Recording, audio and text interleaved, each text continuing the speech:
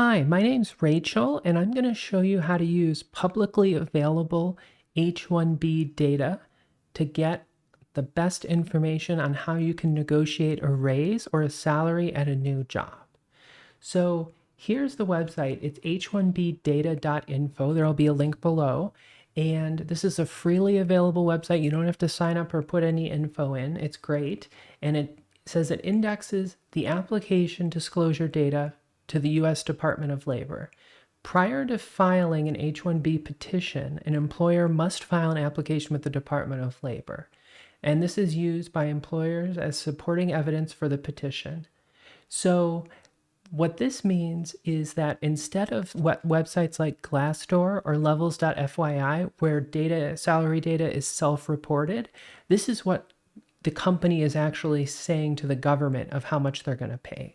So let's say you're looking at people that work at Google and you want to see what people at Google are making. So you just do a quick search, you put in the company name, and then you can look at the different job titles and see what they're making. It also has their location because people get paid differently depending on when they are, and it also has a start date.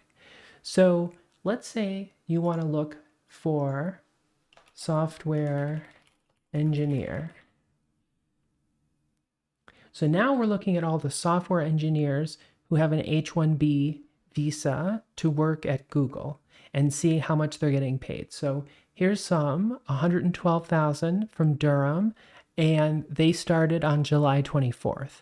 So one of the kind of neat things is, depending on how many people that are working in your team at your company, you might even be able to figure out based on the start date who is making what, even if they don't tell you, because employees and coworkers will probably not tell you how much they're making, and a company is certainly not going to tell you how much they're making. Now, these are the base salaries. This doesn't include things like signing bonus and RSUs. But let's keep looking here. So you can sort by any of these. So let's do a quick sort and say, here's one who's a software engineer. They said this person would get paid $1.5 million, and they're going to work in Mountain View. So if you just click on this, it'll show you what the application is. They got denied. So this person doesn't actually work there, but this is what they tried to do. And it's got all sorts of interesting data about the legalese of everything. So what you can do is you can search based on location or salary. You kind of get an idea of what things are. So obviously there's a big spread here, right? Software engineer, 316,000, and then, 250,000, 240,000. So you can kind of get an idea of how much H-1B applicants are going to make at a job. And even though you might not be an H-1B applicant, this is what the going rate is. And this is what the company is saying they're going to pay. It's not self-reported, so it's pretty accurate.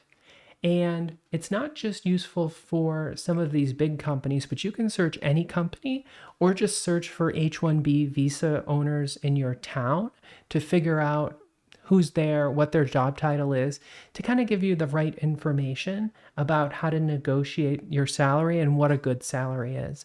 And this is way more useful than the salary bands that some job postings have. And everyone who's got an H-1B has one of these listed.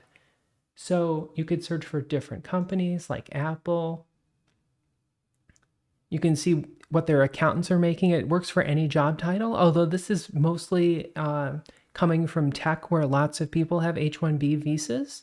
But you can see where they're working, what their title is, the company, how much they're getting paid. So this is a great resource to help you understand what you're worth and what the company is paying other people with your job title. Now, this doesn't include things like signing bonus or RSUs, which are a big thing, but there's another website called levels.fyi, and this is a pretty good website. Unfortunately, this is self-reported, so people that are making ridiculous sums of money love to go in here and put in how much money they're making. So I would say that levels.fyi skews kind of high, but you can see all the different bands from different companies and see kind of what they get paid.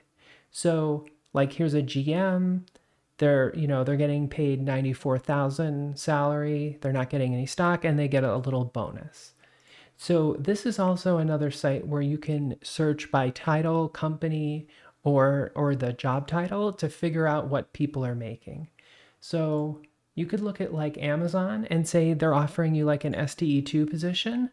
Here's the total estimate, which is the salary plus the stock. And the stock is based on yearly RSUs because you're probably getting paid 20% or 25% per year. It's broken up over usually like a 4 to 5 year basis.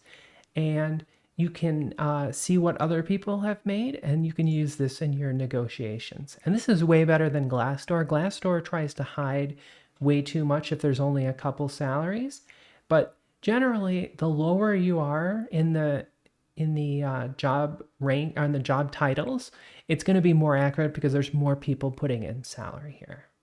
So hopefully this has helped you guys out. If it has, feel free to subscribe and give me a like.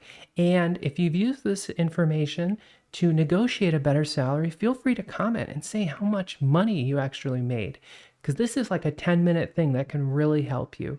And job negotiation skills for salary is one of the biggest factors in how much money you're going to make over your lifetime. Because if you negotiate a little bit higher each time you get a new job, that all compounds. It's kind of like compound interest for your salary. So hopefully this has helped you guys. Feel free to let me know if you have any questions, and I'll see you guys next time. Bye bye.